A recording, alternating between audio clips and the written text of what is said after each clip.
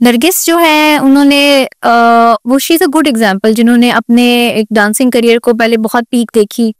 आपको पता है कि जब स्टेज डांस का नाम आता है तो नरगिस का नाम आता है। नरगिस का डांस फिल्मों में किया है, स्टेज डांसर है, सब कुछ रहा है। लेकिन उसके बाद उन्होंने 180 डिग्री से बिल्कुल टर्न करके वो बिल्कुल रिलीजियस हो गई थी और उन्होंने सब छोड़ दिया था। उसके बाद उन्होंने भी सैलून ओपन किया और उनका भी अब सैलून है, वो बिजनेस करती हैं और अपने आप को बापर्दा भी रहती हैं। अभी रिसेंटली उनके साथ जो है वो बड़ा तशद्दुद वगैरह हुआ है, जिसके लिए मुझे बहुत बुरा लगा था उनकी, क्योंकि मैं उनको फॉलो करती हूँ, मैं एडमायर करती हूँ उनको, तो मुझे बहुत बुरा लगा है। But she is a good person.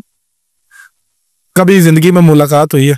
Nargis से मेरी पर्सनल मुलाकात नहीं है, लेकिन मैंने एक शो में था, इसी तरह से कॉन्फ्रेंस रूम में हम लोग एक साथ बैठे हुए हैं, जिसमें मैंने उनकी गुफ्तगू डिफरेंट लोगों के साथ देखी। She is very down to earth.